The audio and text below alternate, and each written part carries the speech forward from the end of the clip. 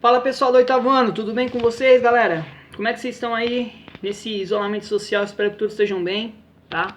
Hoje então eu vou fazer o seguinte, eu vou fazer aí meio que um resuminho da videoaula que vocês tiveram relacionada à questão do iluminismo. Lembrando que é um tema que a gente já estava trabalhando, a gente tem muita coisa aí no caderno, então só vou retomar alguns pontos para facilitar para vocês fazerem os exercícios, tá? Então, lá na videoaula ela inicia falando da questão da lâmpada e tudo mais, tá? Lembra do seguinte, iluminismo a gente está falando, quando a gente fala de iluminar algo, a gente está falando de clarear, de poder ter a possibilidade de ver as novas coisas. O iluminismo ele vai mostrar o seguinte, mostrar novas possibilidades de governo, novas formas de se viver. Essas novas formas de se viver, elas vão atingir quais pontos, tá? Vão atingir a política, vão atingir a economia, vão atingir a sociedade, tá bom? Por isso que o iluminismo, quando a gente fala iluminismo lá, e até mesmo uma professora, ela utilizou o exemplo da lâmpada. O objetivo principal é clarear as ideias, fazer com que o homem de fato pense por conta própria e não seja prejudicado. Esse é o ponto ideal do iluminismo, tá bom? Um dos pontos que ela coloca bastante foram os três pensadores, que a gente já cansou de falar sobre eles, né? O Montesquieu, Voltaire e Rousseau. Esses caras, eles vão ser extremamente importantes para quê? Eles que vão embasar politicamente as mudanças da sociedade. Tá? Então, eles que vão criar ideias que vão mudar a sociedade daquela época. Pô, professor, e o que tinha de errado na sociedade daquela época? O que tinha de errado naquela época era o poder absolutista. Que é o quê, basicamente? O rei no centro de todas as suas ações. Então, no poder absolutista, o que acontecia? O rei mandava e desmandava. Esses pensadores começaram a questionar essas ideias. Por que o rei está no centro do poder? Porque ele faz ações que trazem coisas ruins para nós e nós temos que seguir ele, tá bom? Então o iluminismo vai começar a questionar essas ideias, vai começar a questionar esse poder absoluto do rei. E aonde nós vamos ter essa questão de fato, tá, pessoal? Essa questão de fato ela vai ficar evidente com a criação do sistema tripartite. Ou seja, o que é esse sistema? A gente vai ter a divisão do poder em três categorias. E essas três categorias elas se encontram presentes até hoje. Quais são esses três poderes? Legislativo, executivo e judiciário. Tá? Legislativo, cria leis. Executivo, coloca em prática. Judiciário, julga essas leis. Então, a partir dessa definição, o poder não está mais centralizado nas mãos de uma única pessoa, e sim nas mãos de várias pessoas.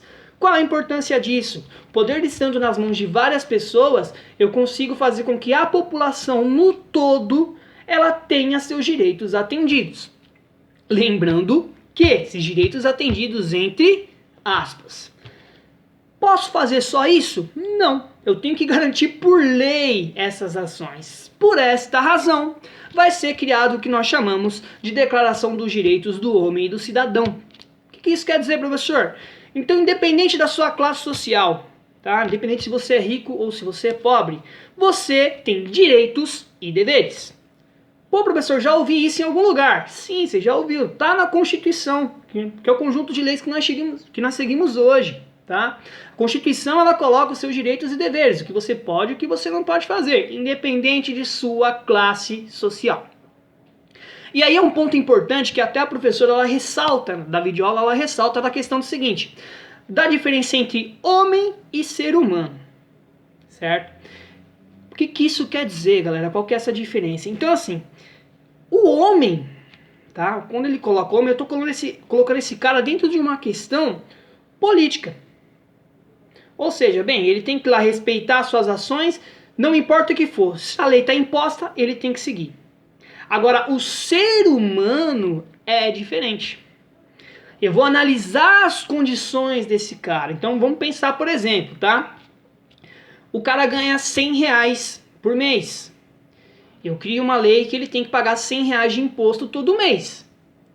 Tá? Para um cara que ganha R$100, você concorda que essa lei não vai estar certa? Vai ficar complicado? Ele vai sentir necessidade? Então eu começo o quê? Tratando ele simplesmente como homem, a lei está lá, ele tem que obedecer e azar dele. Já como o iluminismo ele busca as melhorias para a sociedade, então, opa, peraí, eu não posso cobrar de imposto R$100 de um cara que ganha 100 só. Eu tenho que rever esse conceito. Ah, professor, ele vai deixar de pagar imposto? Não. Ele vai pagar uma quantia menor.